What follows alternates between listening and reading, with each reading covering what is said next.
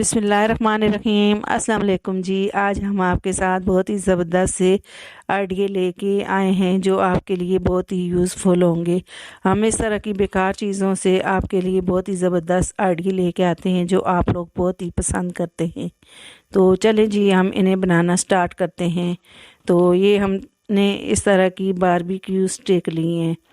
तो आज हम बहुत ही ज़बरदस्त सी टोकरी बनाएंगे इसके साथ।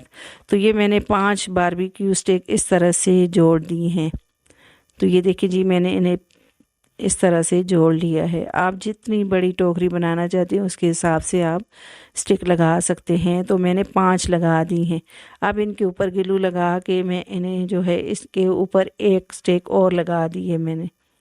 अब इसे सेट कर लूँगी और ग्लू लगा लूँगी, बस हल्का हल्का ग्लू लगाऊँगी।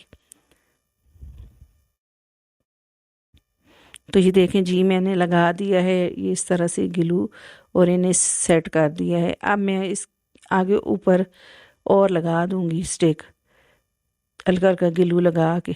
अब इसी तरह से मैं सारी जो स्टिकें हैं इनके ऊपर इस तरह से लगा दूँगी। तो ये देखें जी, ये सारी मैंने लगा दी, इतना फ्रेम मैंने तैयार कर लिया है।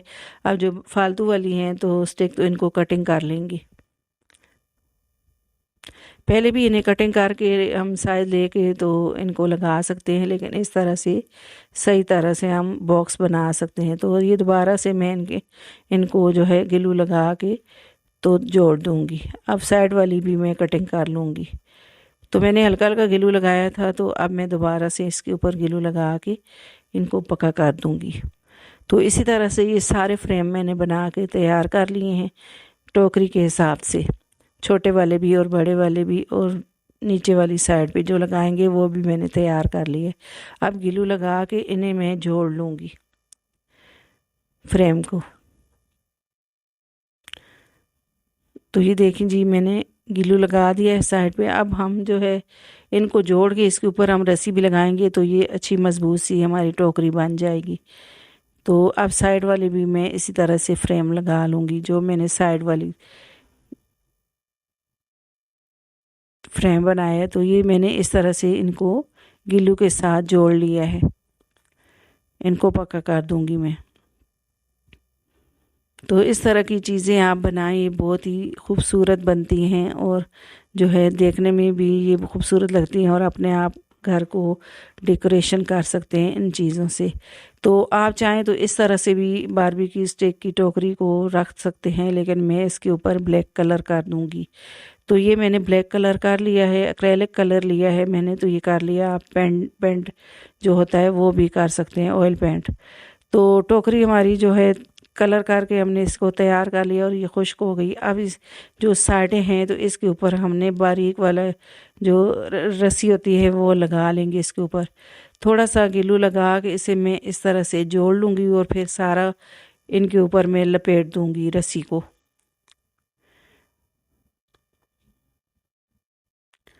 तो इस तरह की चीज़ें हम बनाते हैं, ये बहुत ही खूबसूरत घर में लगती हैं और बहुत ही डिफरेंट सी होती हैं, और हमारा घर इनसे बहुत ही अच्छा हम लोग मेकओवर कर सकते हैं और अपने घर को जो है ऑर्गेनाइज कर सकते हैं।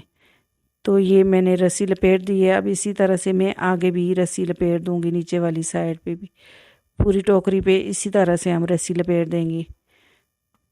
इससे ये कि हमारी टोकरी मजबूत भी हो जाएगी और देखने में खूबसूरत लगेगी। तो आप अगर कलर नहीं करना चाहते तो आप टोकरी को इसी तरह से भी रख सकते हैं। तो ये मैंने रस्सी लपेट दी है। अब मैं ऊपर वाली साइड पे भी रस्सी लपेट लूँगी। हल्का सा ग्लू लगाऊंगी और इसको चिपका लूँगी। तो ग्लू के साथ हम आसानी से चीज़ों को जोड़ सकते हैं। ग्लू के साथ मज़बूती से चीज़ें जुड़ जाती हैं, कोई भी हम चीज़ जोड़ें। तो ये ऊपर भी मैं हल्का हल्का बस इस तरह से, बहुत ज़्यादा नहीं करना, बस इसको खूबसूरत हमारा ये टोकरी लगे इस तरह से हमने बस थोड़ी थोड़ी रस्सी को ऊपर इस तरह से लपेटना है। अब इसी तरह से मैं सारी रस्सी को लपेट लूँगी। तो ये देखिए जी, हमारी ज़बरदस्त सी खूबसूरत सी बास्केट तैयार है। अब इसमें मैंने इस तरह से जो रोटियों वाले जो हमारी रोटी लपेटते हैं दस्तरखान, तो वो मैंने रख दी है इसके अंदर। तो आप चाहें तो इसको आप टेबल पे रख के इस पे आप जो है डेकोरेशन भी रख सकते हैं। आप ऑयल किचन में रख के इसके अंदर जो है ऑयल वाली बोतलें हो गई, कोई भी चीज़ आप इसके अंदर रख सकते हैं। साथ में आप कोई भी जो प्लांट वाला मनी प्लांट वाला जो होता है पौधा, वो भी रख सकते हैं। आई होप कि ये वाला आइडिया आपको मेरा बहुत ही पसंद आया होगा। तो अगला आइडिया मेरा इस तरह की शेड के हिसाब से है। पुरानी शेडें होती हैं हमारी तो हम इन्हें फेंक देते हैं, लेकिन आज मैं इनसे बहुत ही ज़बरदस्त सी कपड़ों की अलमारी आपके साथ बनाना शेयर करूंगी। तो ये बड़े साइज़ की शेड है हमारी, तो ये बहुत ही पुरानी हो चुकी है। अब इसको भी हम फेंकेंगे नहीं, इसका भी ज़बरदस्त हम इस्तेमाल करेंगे। अब शेड के बटन खोल के मैं इसे उल्टा कर लूँगी। तो इस तरह की जो शर्टें होती हैं तो इससे हम बहुत ही ज़बरदस्त से ऑर्गेनाइज़र बना सकते हैं। तो मैंने इसे उल्टा कर लिया है और इस तरह से इसे रख दिया है। अब इसे हम कटिंग करेंगे। तो ये हम अलमारी बना रहे हैं, तो जिसके घर में अलमारी कम होती है तो जगह नहीं होती, तो आप इस तरह से बना के आप तो इसमें बहुत सारे कपड़े, पूरे घर के कपड़े इसमें आ जाते हैं। तो आप इसको लटका सकते हैं। अब इसे मैं नीचे से कटिंग कर लूँगी। तो इस तरह की जो शेड की अलमारी होती है, तो कोई भी बच्चे हॉस्टल में रहते हैं तो उनके पास अलमारियां नहीं होती, तो उस इसमें जो है कपड़े बहुत सारे वो रख सकते हैं।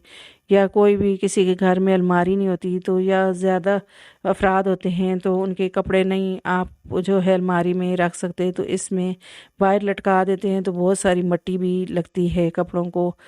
तो आप इसमें बहुत सारे कपड़े रख सकते हैं। तो अब साइड वाले जो कॉर्नर हैं उनको हमने जो है शेड को इस तरह से बॉक्स टाइप का बनाना है। तो इसकी साइड पे इस तरह से हमने इसको पकड़ के इनके कॉर्नर पे भी सिलाई लगा ली है। तो दूसरी साइड से भी इसी तरह से मैं सिलाई लगा लूँगी।